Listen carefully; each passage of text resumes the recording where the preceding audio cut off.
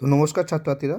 তো আজকে আমরা এবিটি এর ক্লাস 10 এবিটি এর ভূগোলের প্রথম পেজ অর্থাৎ পেজ 41-এর কোশ্চেন অ্যান্সার এসএকিউগুলো আলোচনা করব। এসএকিউ এমসিকিউ যা আছে, এক নম্বরে যা প্রশ্ন আছে সেগুলো আলোচনা করব।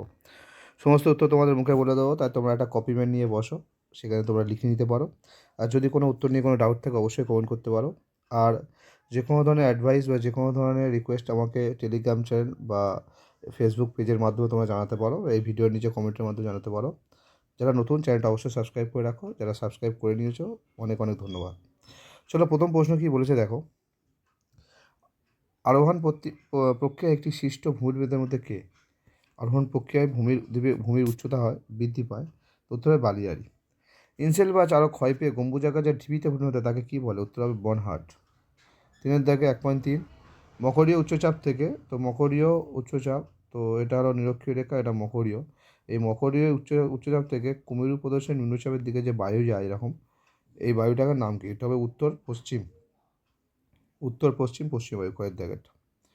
পরের প্রশ্ন, 3/4 এর মধ্যে কোন চিহ্ন? তো এটা হবে, দেখতে পাচ্ছ 3/4, টোটাল 4 ভাগের মধ্যে 3 ভাগ পূর্ণ আর 1 ভাগ ফাঁকা। ভারত মহাসাগরে একটি উষ্ণ স্রোতের উদাহরণ হলো কি? উত্তর হবে কি? পশ্চিম অস্ট্রেলীয় স্রোত। একটি জোয়ার ও একটি ভাটার মধ্যে সময়ের ব্যবধান কত? উত্তর হবে 6 ঘন্টা 12 মিনিট এত সেকেন্ড। 7-টা ফ্লাই অ্যাশ হলো তাপবিদ্যুৎ কেন্দ্র থেকে পাওয়া একটা বর্জ্যপদার্থ। 1.8 সর্বাধিক আন্তর্জাতিক সীমানাযুক্ত রাজ্য হলো জম্মু কাশ্মীর। 1.9 গোদাবরী ও কৃষ্ণা নদীর বদ্বীপের মাঝে অবস্থিত হ্রদের নাম কি? উত্তর হবে কোলেরু। 1.10 ভারতের মৃত্তিকা সংরক্ষণে গৃহীত একটি পদ্ধতি হলো, উত্তর হবে ফালি চাষ। 1.11 বল উইভিল পোকার আক্রমণ ঘটে তুলো চাষে।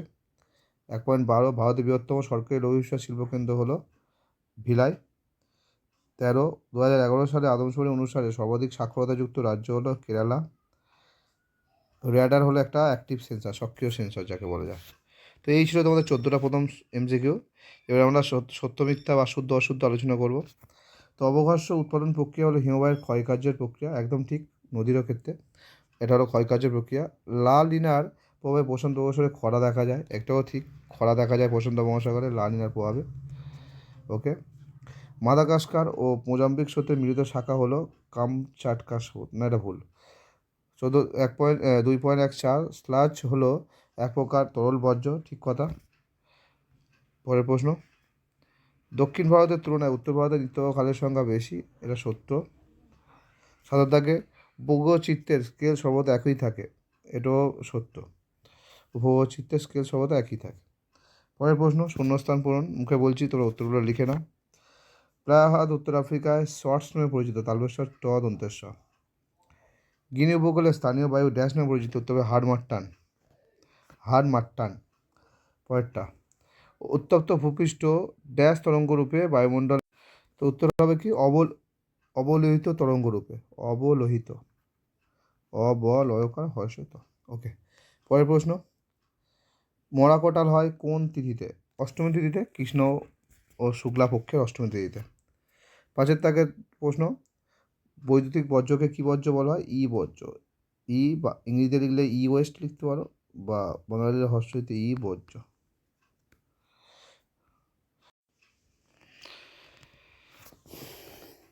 ধান উৎপাদনে ভারতের ড্যাশ রাজ্য প্রথম স্থান অধিকার করে? উত্তর হবে পশ্চিমবঙ্গ। উপগ্রহ চিত্র প্রস্তুত করে কোন সংস্থা?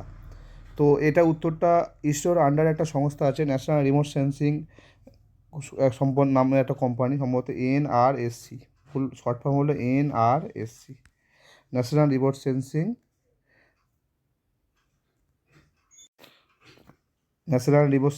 Centre, NRSC, national remote sensing centre.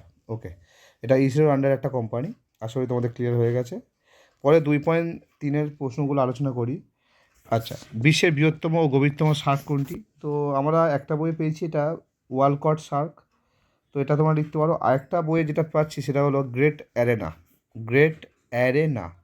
তো ওয়ালকটটা যে বইয়ে আছে একটু দেখবে, আর গ্রেট অ্যারেনা যদি কারোর বইয়ে থাকে সেটাও আমাকে জানাবে। তো যাই হোক, এটা উত্তর ওয়ালকটটাই প্রাথমিকভাবে তোমাদের বইয়ে, বেশিরভাগ বই আমি দেখেছি এটা, ঠিক আছে। তো সেই বইটা, সেটাই উত্তর হবে। পরের প্রশ্ন, 2.3.2 উষ্ণতা হ্রাসের স্বাভাবিক হার কত? তো প্রতি 1000 মানে ডিগ্রি 1000 মিটারে 6.5 ডিগ্রি সেলসিয়াস, মানে 1000 মিটার উচ্চতা বৃদ্ধিতে 1000 মিটার উচ্চতা বৃদ্ধিতে এই উষ্ণতা কমে 6.5 ডিগ্রি সেলসিয়াস হারে। পরের প্রশ্ন, তো পরের প্রশ্ন কি 2.33, জলীয়বাষ্প ঘনীভূত হয়ে কোনো বস্তুর উপর যদি জলকণার উপর জমা পড়ে তখন তাকে শিশির বলে। কি বলে? শিশির। একটি কঠিন সংখ্যক বর্জ্যের উদাহরণ দাও। তো উত্তর হবে কি ইঞ্জেকশনের সিরিঞ্জ। ঠিক আছে, যেটা বলতে পারো কঠিন সংখ্যক বর্জ্য। ওকে, পরেরটা 3.5, হারভেস্টিং প্রোগ্রাম কোন রাজ্যে নেওয়া হয়েছে? তো এটা তামিলনাড়ু লিখতে পারো। তামিলনাড়ু রাজ্যে হারভেস্টিং প্রোগ্রাম নেওয়া হয়েছে। জুন জুলাই মাসে যে চাষ হয় তাকে ডিসেম্বরে তোলা তাকে বলে খারিফ শস্য। কুমায়ুন হিমালয়ের সৃষ্ট হ্রদগুলিকে, হিমবাহ সৃষ্টিকারী হ্রদগুলিকে কী বলে? উত্তর হবে তাল। তাল বলে, তয়কার ল। সামুদ্রিক মাছের প্রধান খাদ্য কী? উত্তর হবে কি প্লাঙ্কটন। ঠিক আছে, সামুদ্রিক মাছের প্রধান খাদ্য হলো প্লাঙ্কটন। তো এখানের মধ্যে দেখো ক্রান্তীয় ঘূর্ণবাদ ইয়াস, সিটি অফ জয় কলকাতা, কেন্দ্রীয় কৃষি গবেষণাগার পুষা, আর বারখান বায়ু সঞ্চয় কার্য। তো এই ছিল সমস্ত কোশ্চেন। আসলে তোমরা প্রথম থেকে শেষ পর্যন্ত বুঝতে পেরেছো। এছাড়া তোমাদের 2 নম্বর, 4 নম্বর, 3 নম্বর আর 5 নম্বরে যে আমি সাজেশান দিয়েছি ভূগোলের কমপ্লিট সাজেশান, সেগুলো পড়লে তোমরা তার মধ্যে থেকে 99% তোমরা কাউন্ট পেয়ে যাবে, 100%ও বলতে পারো। ঠিক আছে, আলাদা করে এগুলো তোমরা দেখতে পারো, এগুলোই সব ওখানে আছে 19-20। ঠিক আছে, তো কমপ্লিট সমস্ত প্রশ্ন দিতে গেলে দেখা যাচ্ছে তোমাদের প্রচুর প্রশ্ন মুখস্থ করতে হবে। আমি যে তোমাদের সাজেশানটা দিয়েছি, চ্যানেলে দেওয়া আছে, সেই সাজেশানটা যদি তোমরা করো, তোমরা 99% ধরে রাখতে পারো। তো আমার মনের বিশ্বাস ওটা 100% অবশ্যই গ্রহণ পাবে। তো দেখা যাক তোমরা কেমন, তোমাদের পরীক্ষা হয় বা কেমন প্রশ্ন হয়। তো এখন যেভাবে প্রিপারেশান করছি আমরা, এবিটিএ টেস্ট পেপার আর টেক্সট বই, এগুলো তোমরা করতে পারো। এখন এইভাবে প্রিপারেশান করলে আস্তে আস্তে তোমাদের এক্সামের জন্য পড়াশোনা আস্তে আস্তে রেডি হয়ে যাবে। তো 2 মাস এদিক ওদিক ফাঁকি না মেরে এই 2 মাস নিজেদের কেরিয়ারের জন্য দাও, যাতে তোমাদের জীবনটা ভবিষ্যতে আরও বেশি সঠিক পথের দিকে এগোতে সাহায্য হয়। তো এই নিয়ে আমি কোনো একটা ভিডিওতে আলোচনা করবো 2 মাস তোমরা কীভাবে জীবন কাটাবে। তো আমি যদিও একটা ভিডিওতে আলোচনা করেছি যেখানে টেস্ট পেপার কীভাবে সলভ করবে না করবে। যাই হোক, দেখা হচ্ছে পরের ভিডিও নিয়ে। ধন্যবাদ।